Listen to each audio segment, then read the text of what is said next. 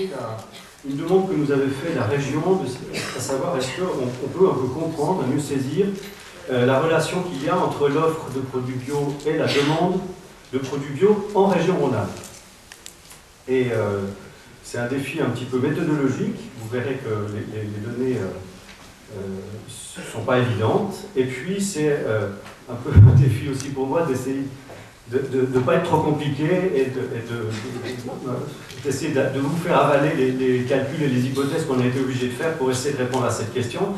Donc vous voyez, on a essayé de calculer un taux de couverture de la consommation en produits alimentaires biologiques par la production régionale.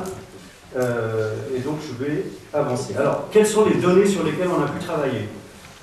Les données concernant la demande, il y a d'abord le baromètre de l'agence bio que tout le monde connaît, avec des données, une partie de données plus régionales, mais sur une grande région. Alors je précise que nous, on a fait ça en 2010. Toutes les données que je vais présenter sont celles, les chiffres de 2009 pour le coup. Évidemment, il y a eu des évolutions, j'en dirai un mot à la fin. Et donc, des données régionales qui associent Rhône-Alpes et Auvergne. Ensuite, on a les données INSEE qui concernent la population en Rhône-Alpes, et on a considéré donc que la population de Rhône-Alpes représenterait 9,8% de la population nationale. Des données de consommation moyenne par habitant, donc on sait qu'un Français consomme 45 litres de lait par an, etc. Et donc là, il y a des diverses sources.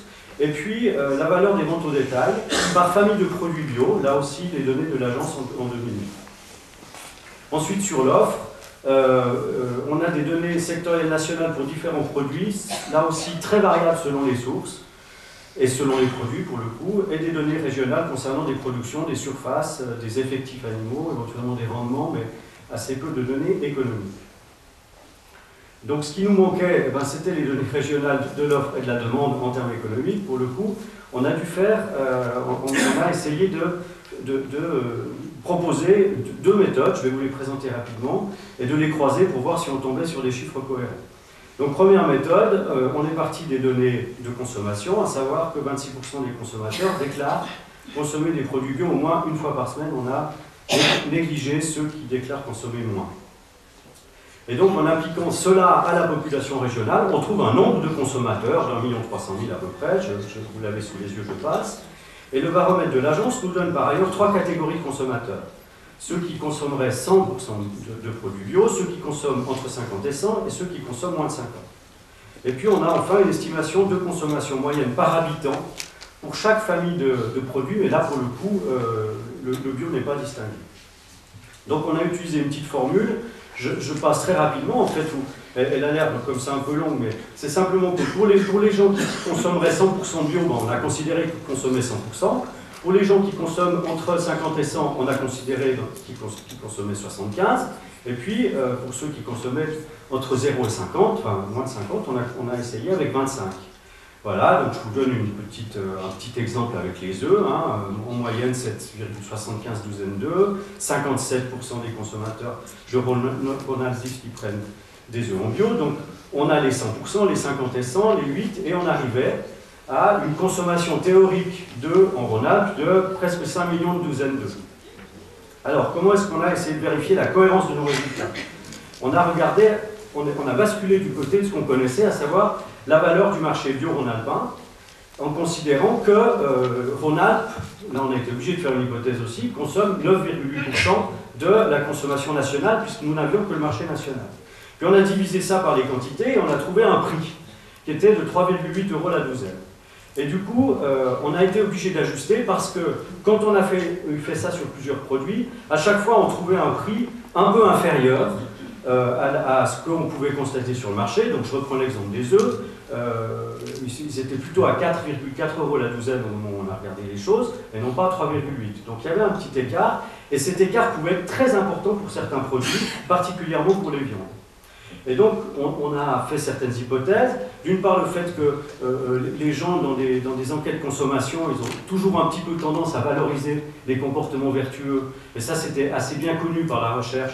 Et donc, à sans doute surestimer un petit peu leur consommation en bio. Ensuite de ça, les gens pensent parfois achat et pas consommation, c'est-à-dire qu'ils peuvent négliger ce qu'ils peuvent manger dans un restaurant scolaire ou ailleurs, dans une cantine qui n'est pas bio, alors qu'ils ont l'impression d'acheter 100% bio pour eux-mêmes, enfin, etc. Donc il y a un ensemble de choses qui nous ont conduit à peut-être rabaisser un petit peu ça. Ensuite, il y a les données INSEE qui surestiment la consommation réelle par personne parce qu'elles pointent sur des grandes masses, il y a du déchet, enfin, il y a un certain nombre de choses.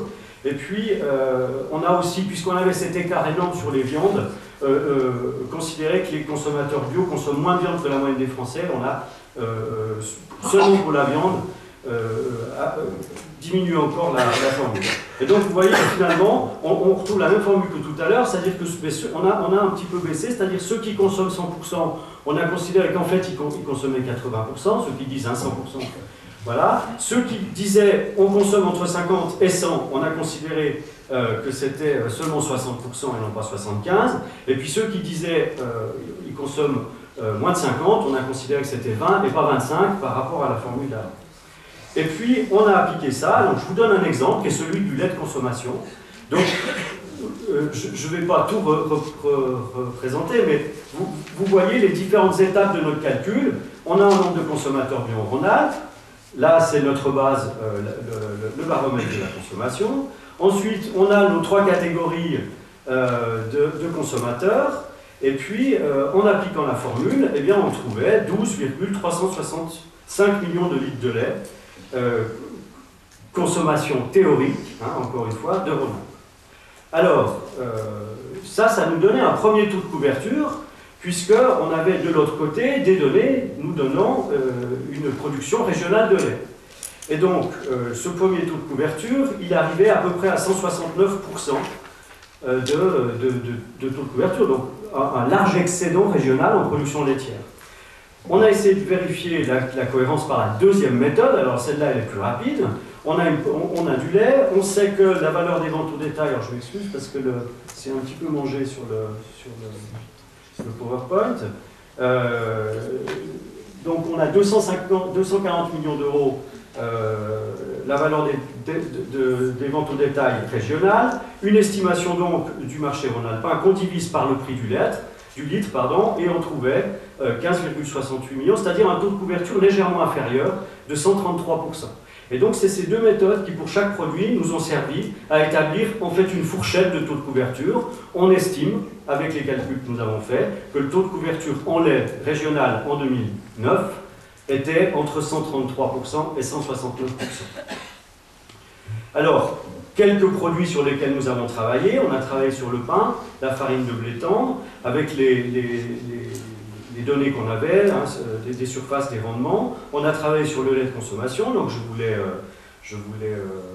présenter. On a travaillé sur les viandes, porcines, bovines, ovines, la volaille, les œufs, la salade, les pommes, les pêches, les kiwis, toutes choses pour lesquelles nous avions des données économiques nous permettant de faire nos mesures.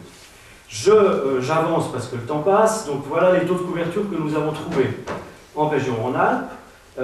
77 à 124%, on n'est que pour le pain hein, avec la farine de blé, donc seule la consommation de pain a été prise en compte.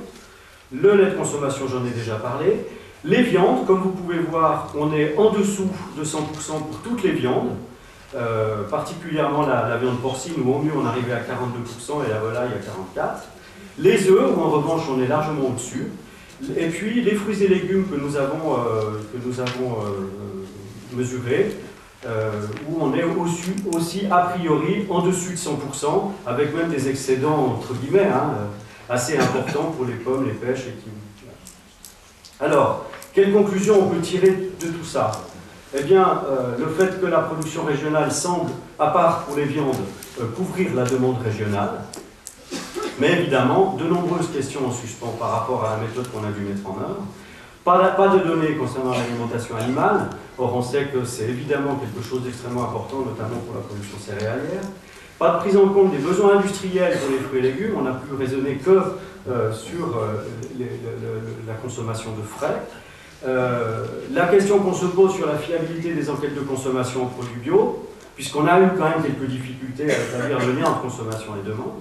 Et puis, on se dit, bon, des recherches sans doute à poursuivre concernant les modalités d'approvisionnement des grossistes et des distributeurs. On entend beaucoup dire qu'il y a un déficit en produits bio, et c'est pour ça qu'il y a de l'importation. Moi, ce que j'en tire plutôt, c'est qu'il y a peut-être un déficit en produits bio sur certains produits, mais que le fait d'importer ou d'exporter peut avoir d'autres causes, en fait, qu'un déficit quantitatif. Et donc, pourquoi est-ce que des distributeurs, des grossistes auraient une préférence pour l'importation à certains moments, peut-être pour des raisons de prix, de volume disponible, de qualité, enfin d'un certain nombre de choses. Et puis surtout, ce qu'on voit aussi, c'est qu'à l'inverse, il y a des potentialités manifestes d'exportation hors région, et d'ailleurs elles existent sur un certain nombre de produits, pour des produits bio. Voilà. Et donc, au final, on se dit que ce serait intéressant de se doter d'un observatoire plus fin des quantités de produits échangés en Rhône-Alpes, parce que vous avez vu les acrobaties un petit peu qu'on a dû faire pour essayer d'approcher cette question. Alors, sachant que nos chiffres datent de 2009, qu'entre-temps, le marché a progressé énormément, hein, on était à 2,35 milliards, je crois, en 2009, je dis ça de tête, 2,65, on est à 3,75 aujourd'hui, et donc la consommation moyenne que nous on calcule pour un Rhône-Alpin, elle est en gros passée de 40 € par an et par Rhône-Alpin à 60 € par an et par Rhône-Alpin pendant les 4 ans là, hein, au moment où on a les données les plus récentes. Voilà. Donc du coup, il y a quand même évidemment aussi une progression qui sans doute pourrait un petit peu faire évoluer en tout cas les données que je vais présenter. Je vous remercie. Merci beaucoup, Patrick Hunter. Je rappelle que vous êtes économiste, enseignant-chercheur à l'ISARA de Lyon. Voilà, écoutez, Isabelle.